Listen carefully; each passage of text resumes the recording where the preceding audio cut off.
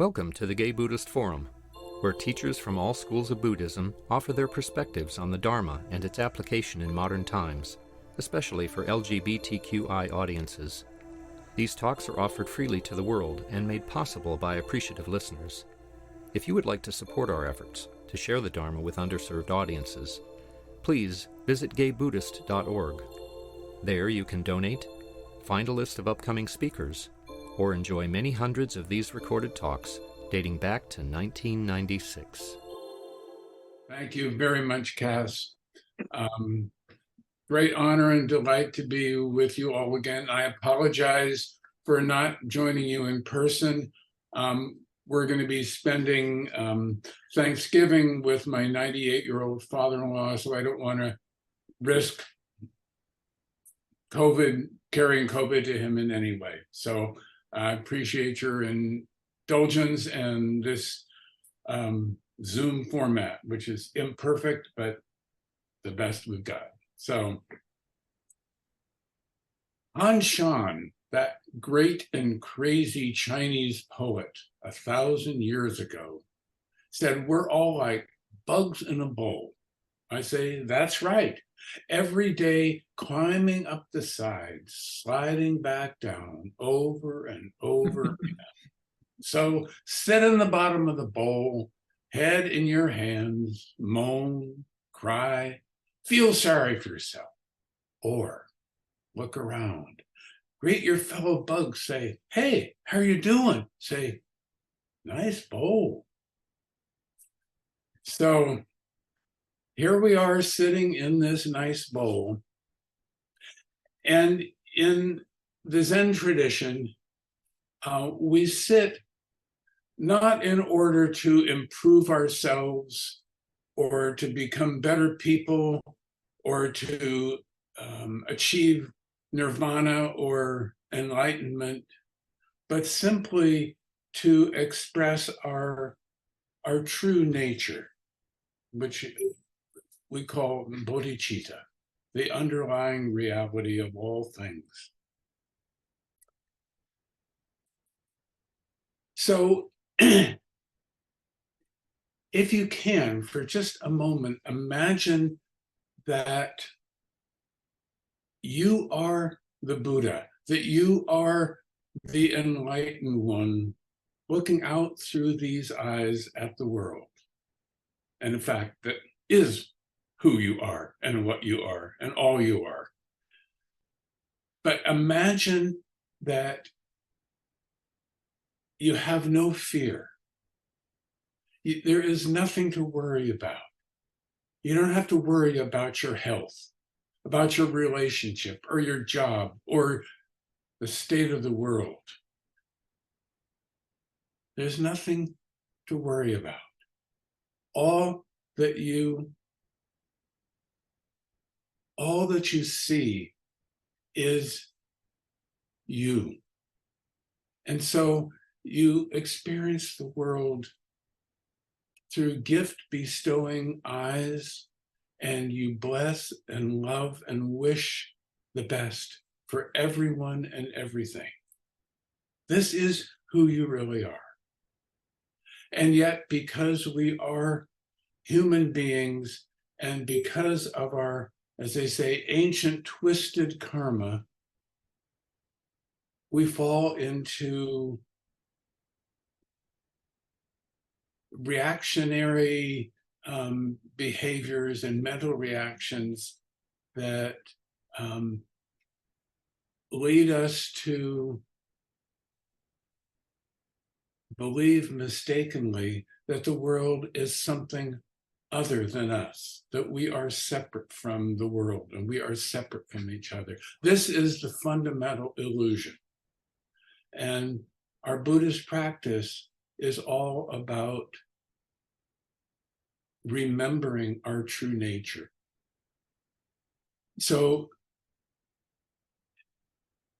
in the Mahayana tradition, which includes Zen and Tibetan Vajrayana practice, we talk about and offer the Bodhisattva Precepts. There are 16 precepts And these should be understood not as commandments, thou shalt and thou shalt not, and you're going to be damned for all eternity if you break this precept. No, these are guidelines for experiencing the world through the eyes of a bodhisattva. These are essentially a roadmap for remembering who you really are. And as with our sitting practice, when we drift off into thoughts or sleep or wherever we drift, as happens most of the time when we're meditating, the real work is simply to come back. Notice I have been grasping thoughts. I have been in sleepy mind. I have been monkey mind. I'm back to my breath, back to moment. So it is when we are practicing the precepts. If we fail to observe one or more or all of them, the practice is just to acknowledge that and come back and experience the world as it is in this moment, which includes gentleness and forgiveness for ourselves, for our human imperfection, and for our ancient twisted karma, which is not our fault. So the first of these 16 precepts are the refuges, which I think we're all familiar with. I take refuge in the Buddha, which means I rest in that fundamental ground of being, which is awakening mind. I take refuge in the Buddha. And then I take refuge in the Dharma, which on one level means I take comfort and refuge in the teachings of the Buddha and in the practice of Buddhism. But on a deeper level, what it means is I relax completely into just the nature of existence, that knowing that it is all okay, no matter what. Even if it's not okay, that's okay. And the third refuge is I take refuge in the Sangha, which on one level is all of us gathered in this real and virtual room sharing this practice. But on a bigger level, it means I remember that I am a member of this unbounded web of all beings. I am a member of the community of all beings. And there is no way that I can be outside of this community of all beings. I am held in this. This is my body.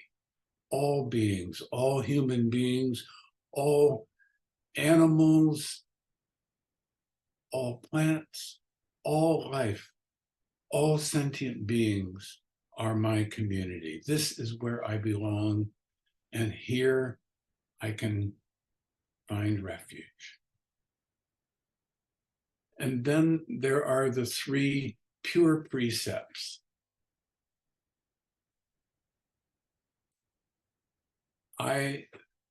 How it's often expressed is the Bodhisattva, or the one who is wise, avoids all actions that lead to suffering. And the one who is wise takes all actions that lead to happiness and awakening. And Shantideva, the great Buddhist sage from about the time of Christ, said, the source of all human suffering is the wishing for happiness for oneself. And the source of all happiness is the wishing of happiness for others.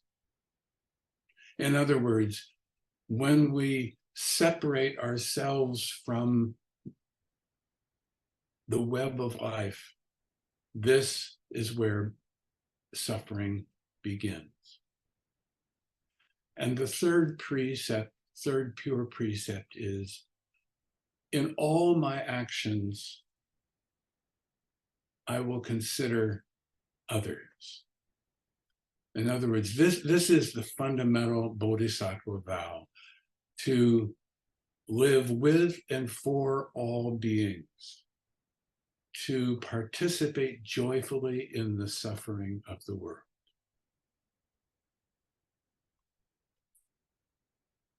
Then what are called the 10 grave precepts are actually refinements of the previous 3, just fine-tuning how to practice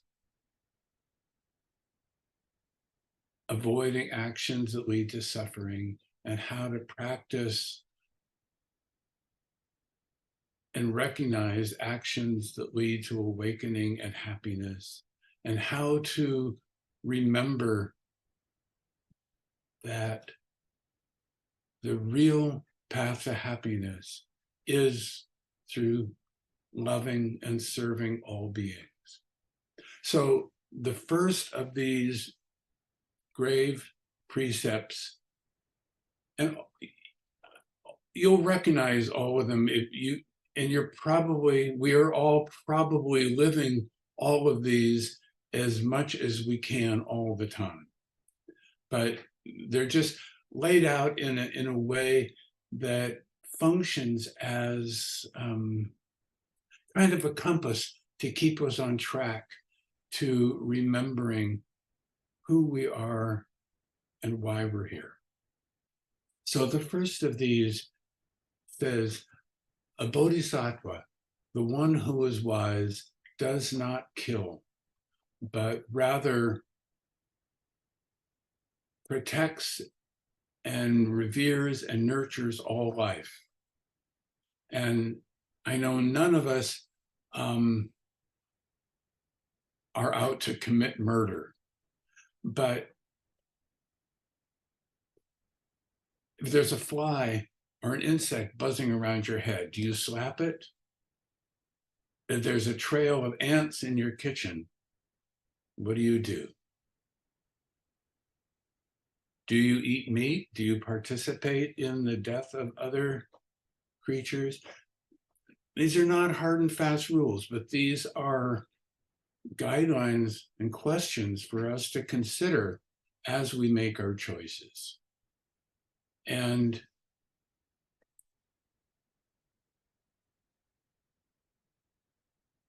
a way to approach questions like that is, does this make me feel more connected to all of life or separate from it? So the second grave precept is, the one who is wise does not steal, but accepts what is freely offered. And here again, it can get very, very subtle, but the question is, does this separate you from others or bring you closer? Does your living depend on something else? Does your having enough depend on somebody else having less? Or is there a way for all beings to have enough? The third grave precept is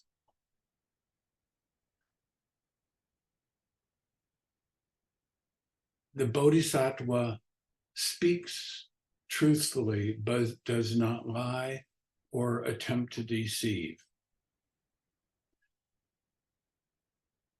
Most of us don't lie as a matter of course, but we also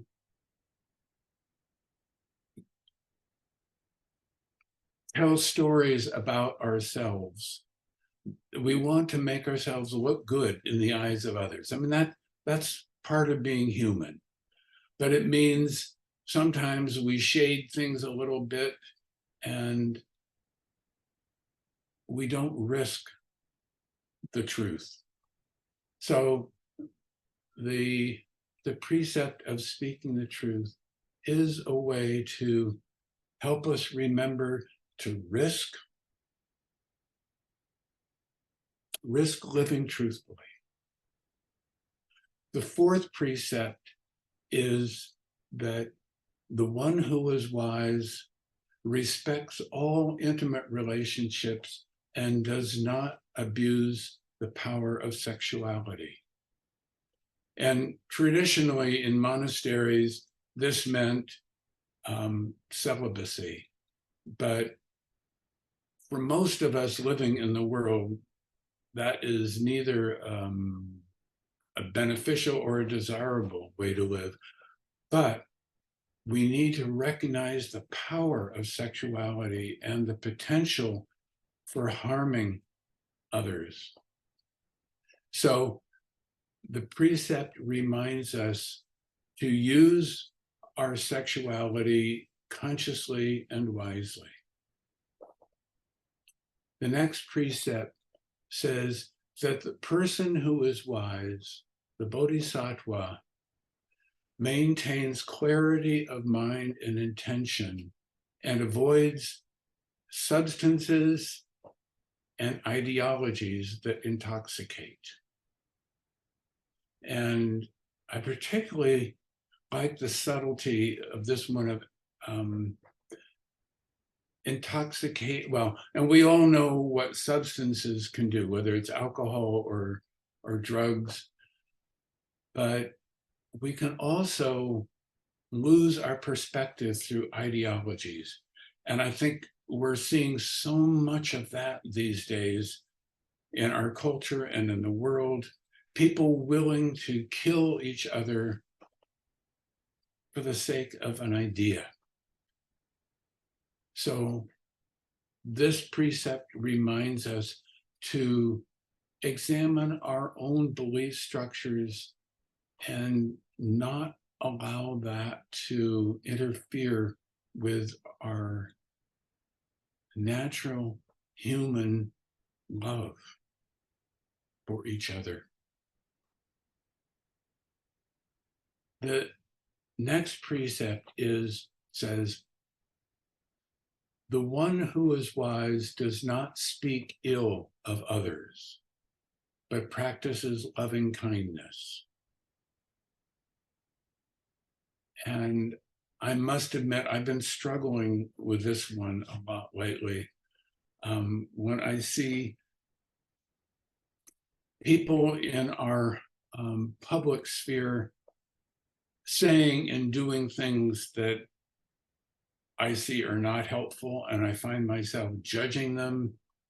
And this precept reminds me to, rather than judging them as someone less enlightened than me, or as a bad person, reminding me this is someone acting out their ancient twisted karma and creating more twisted karma for themselves. So the antidote for this judgment is to practice loving kindness. May this being be happy. May they be free from fear and worry. May they be filled with kindness and generosity. May they be free from suffering and from the causes of suffering. May they live in peace. Sometimes I have to do this a lot. There are some public figures whose photos I keep on my meditation table to remind me not to think ill of them or wish them ill, but to wish them happiness and enlightenment.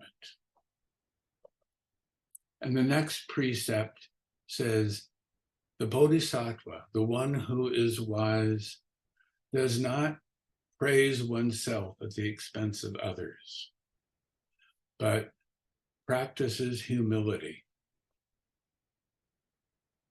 So anything that sets us above or apart from others is actually adding to the suffering in the world and adding to our own suffering.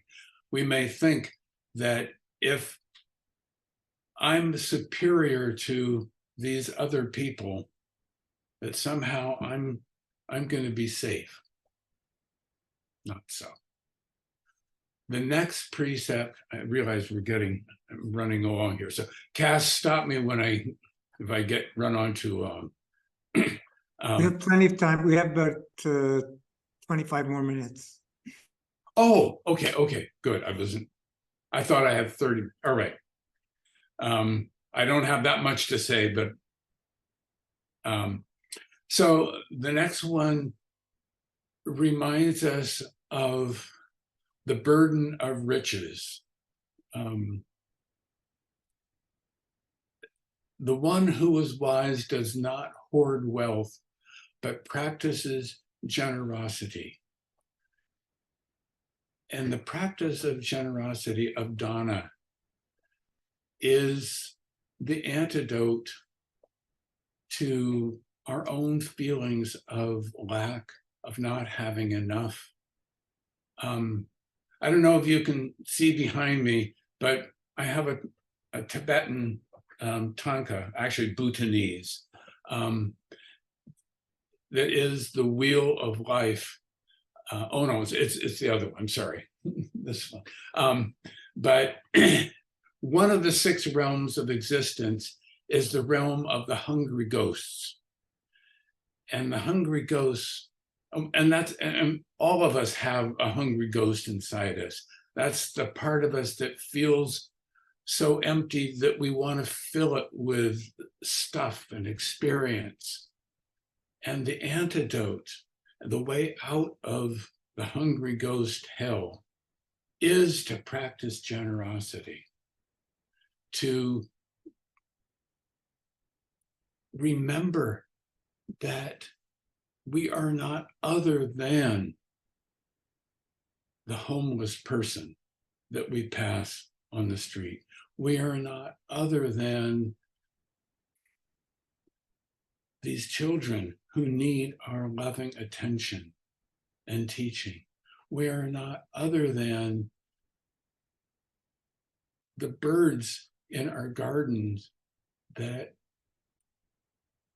are having a hard time finding food in this season. So practicing generosity is what connects us to each other. And the 9th grave precept says that the Bodhisattva does not hold on to anger and resentment, but practices forgiveness.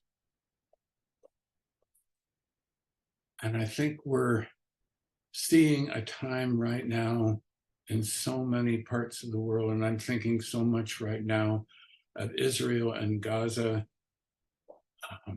and probably all of you, or some of you, have friends in both of those communities who are suffering.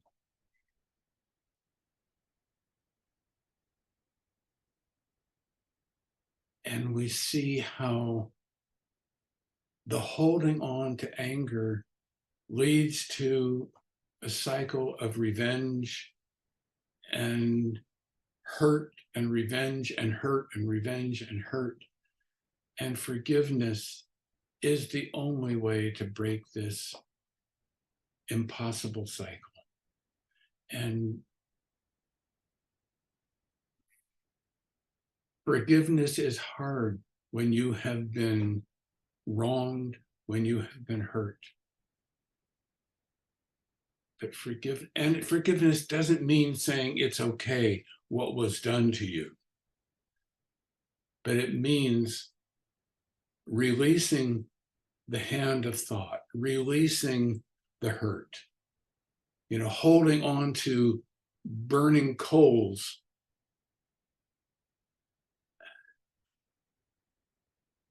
does not make them less painful. What releases the pain is letting them go. And that's what forgiveness is. Letting go.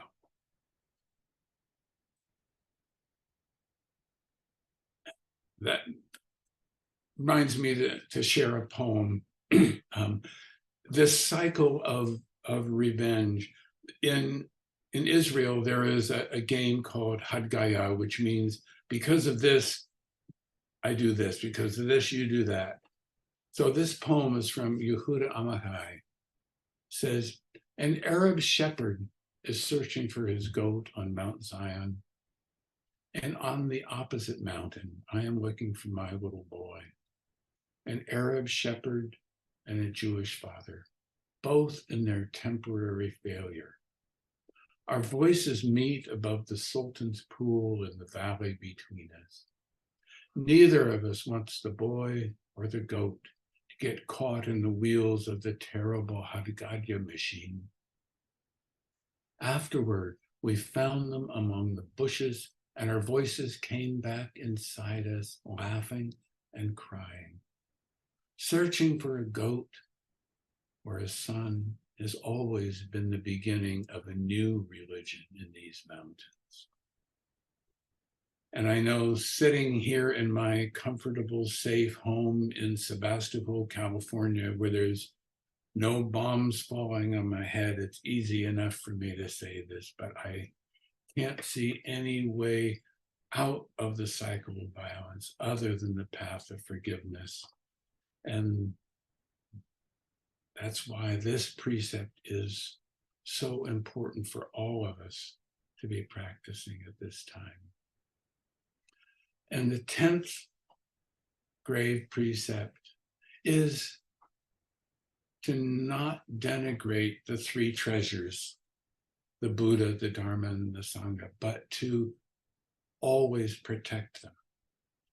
In other words, to always remember what is our ground of being, who we are, and where we belong. And that reminds me of another poem by Mark Nepo, who says, I think each comfort we manage, each holding in the night, each opening of a wound, each closing of a wound, each sponged fever, each pulling of a splinter or razored word, each giving of something precious to someone in greater need, each passes on the kindness that we have known. For the human sea is made of waves that mount and merge until the way a nurse rocks a child is how that child, all grown, rocks the wounded, and how the wounded, allowed to go on, rock strangers who in their pain no longer seem so strange. Eventually, this rhythm of kindness is how we pray and suffer by turns. And if someone could watch us from inside the lake of time, they wouldn't be able to tell if we were dying or being born.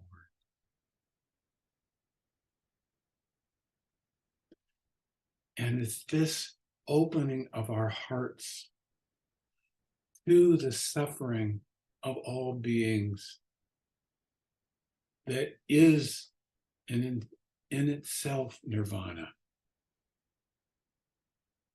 suffering is nirvana.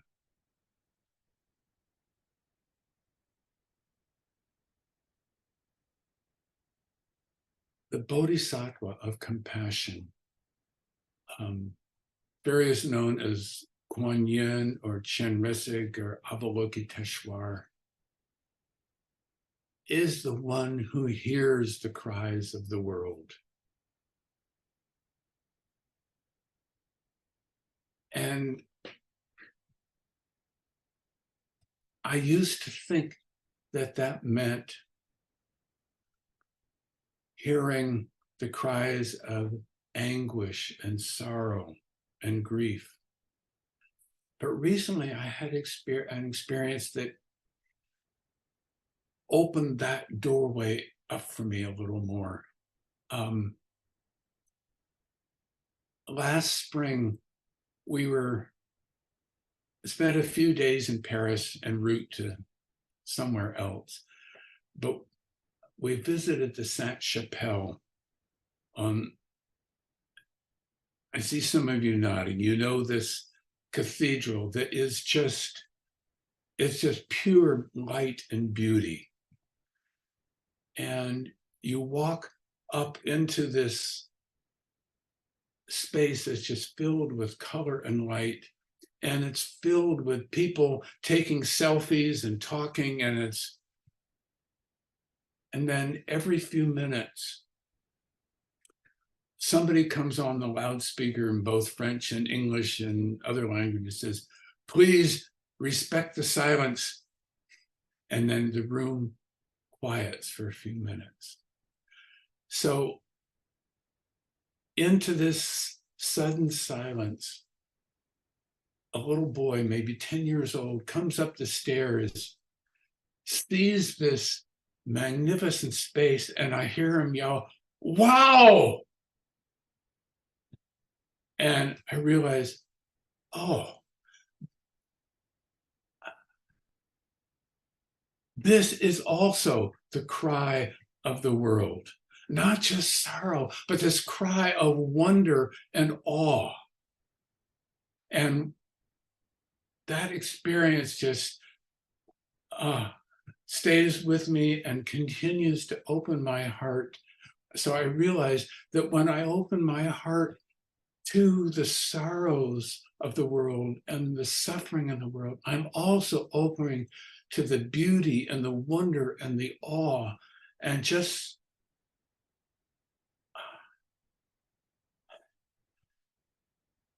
this bowl.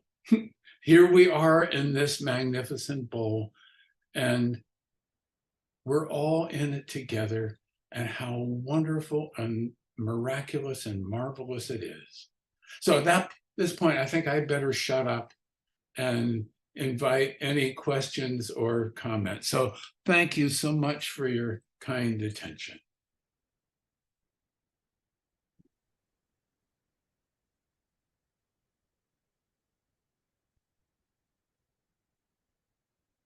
Thank you so much, Larry. That was a great reminder of more striving to practice in my life.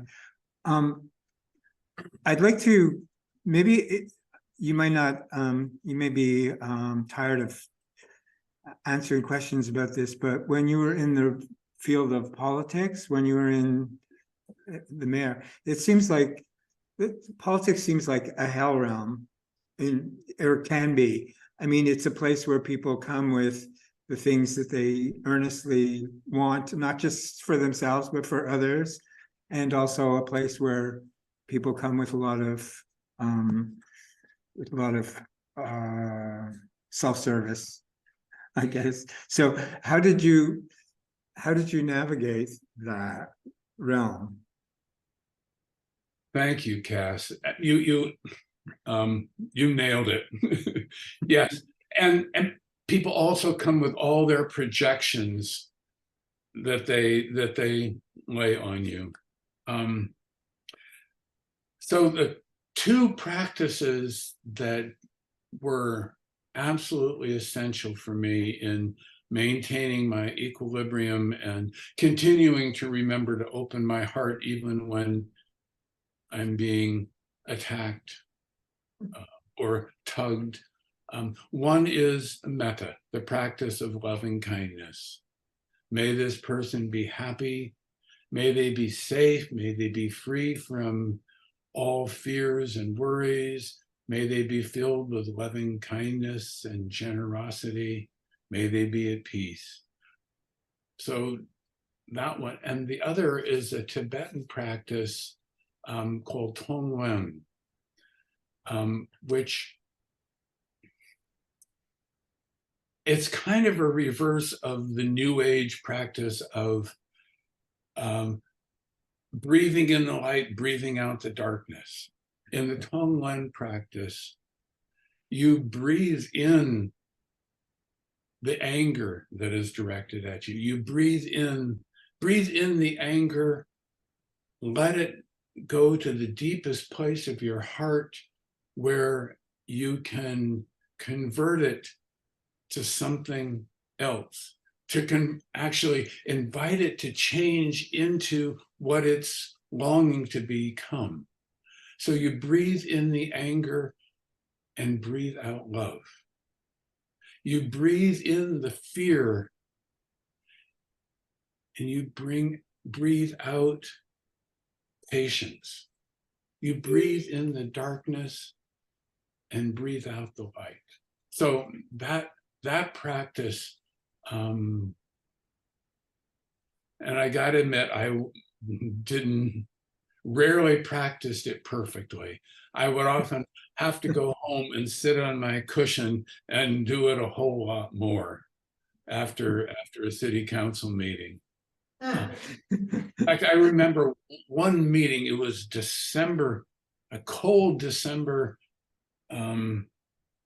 night, and because of, well, there was some conflicts in my community and I was the target of a lot of anger. And I tried practicing loving kindness, but inside I was just, I came home, I sat on my cushion, I started sweating. I took off all my clothes, I was still sweating.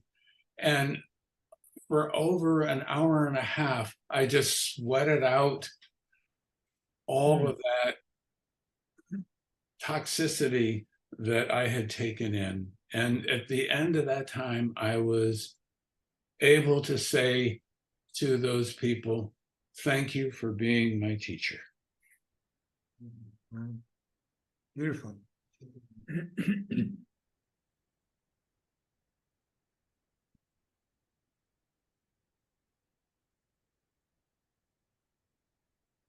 Okay, I have a question about poetry. And I love that you pepper your talks with so much poetry. But first, let me ask. Richard has raised his hand, so why don't I let Richard ask his question before I ask a second. Oh, thank you very much. Thank you very much for your talk. I'm reminded of a visualization that I was given by my teacher about after prayers to Tara to visualize the loving kindness emanating out from my body to others around me, surrounding area, surrounding state, surrounding country, surrounding continent, until the whole earth is enclosed and out into the universe as the outer reaches of my body. And then, so that's the whole universe is my body. So what you're talking about, the violence that's happening in the world at all times, in some place or another, is kind of like a cancer in my body. And Louise Hay taught me that it's possible that cancer is often caused by anger. And so I think what you gave me insight to is the way that in which, if the whole world is our body, that the parts that our body that are sick, that are ill, are those that are suffering and strife, and we can be compassionate towards that and loving towards that, and use means to address that on our path to healing. So thank you very much for that insight. You're very welcome, Richard. That's very, very well said. And yes, that practice of remembering that the universe is your body. This is what they call the Bodhikaya. This is the fundamental grounded being. And you are, in fact, that Tathagata, the enlightened one. Good to see you there. Christian. Thank you, Larry. I just wanted to thank you very much for reviewing the precepts. For me, at this point in my life and day and week, hearing these again, rephrased from the heart, is so helpful. So again, thank you very much for this. It's been very good for me. Thank you very much, Christian. Anybody else? Okay, I'd like to know about Rumi's caravan. I mean, it seems like it's a practice in some ways. And you mentioned one of the things that I read on the website was that reciting poetry, not just reading it, is beneficial. So could you talk a little bit about that? Sure, I would love to.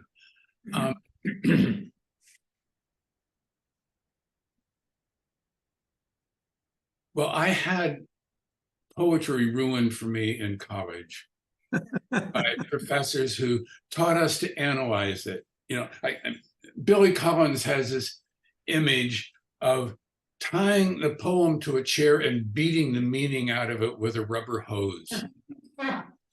And that's exactly what happened to me. The meaning's gotten beaten out of the poetry.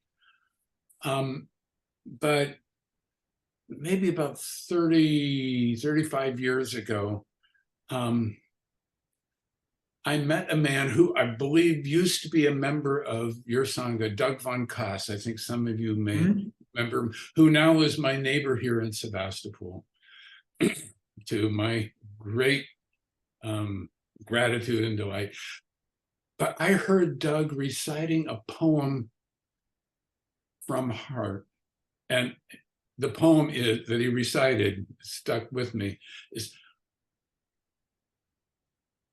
love comes quietly, finally, drops around me, on me, in the old way. What did I know, thinking myself able to go alone all the way? So when I heard Doug recite that poem, it just, oh, I got it. And hearing a poem recited by someone who's taken it into his body, made it part of him, and then when it comes out, it carries some of his soul with it. So that began a lifelong practice for me of committing poetry to memory. And I have maybe 200 poems that live inside of me now. And they are teachers, they are guides, they are medicine, comfort in hard times, inspiration. So I really encourage people to learn to do that. Start with something short and simple, make it your own. And a group of us who fell in love with the oral tradition poetry started having regular salons of poetry where the only rule was no reading. So we encourage people to commit poetry to memory. It doesn't have to be perfect, you know.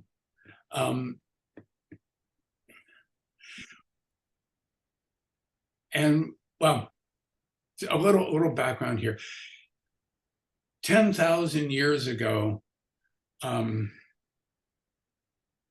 maybe, no, about 2,500 years ago, whenever human beings started writing words down, when we started developing written languages, we gained tremendous power to control our environment, but we lost something in that.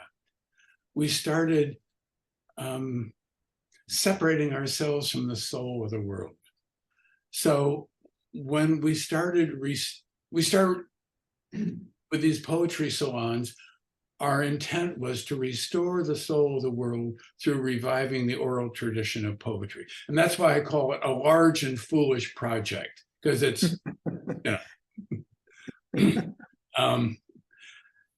so Rumi's Caravan, there's a troupe of us that share poetry that we've learned by heart on stage it's actually a conversation in poetic form, but we share it with an audience. And none of us, because each of us has hundreds or some poems committed to memory. So it's unscripted. None of us know what poems we're going to do. So it just comes out like a poetic conversation. So let's see, back in September, we did one in Berkeley at Freight and Salvage. We'll be back there next September. We're going to Davis in December and Mount Shasta in September, June. And anyway, it's one of the great loves of my life. Thank you for asking, Cass. Yeah. Right. And that's rumiscaravan.com, right? People can. Yes. Oh, and I should mention, I also have an email list where I send out a poem a day. So if anybody wants to get onto that list, we also send out notices of Rumi's Caravan. So if anybody wants to get onto that list, I think, Cass, you have my email address. Mm-hmm. So, I'll share it with the group.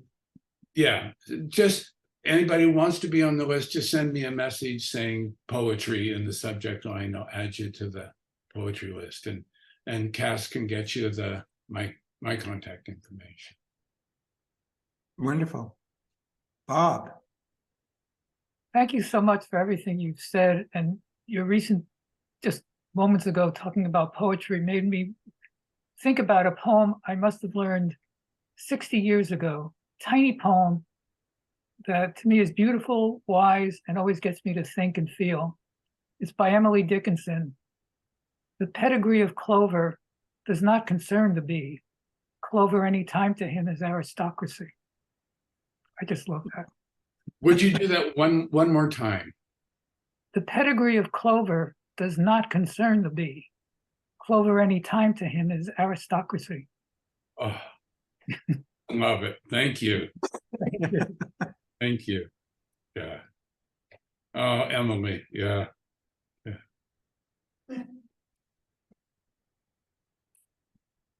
I guess that about wraps it up. I guess we'll do thank you so much, Larry. You're most welcome.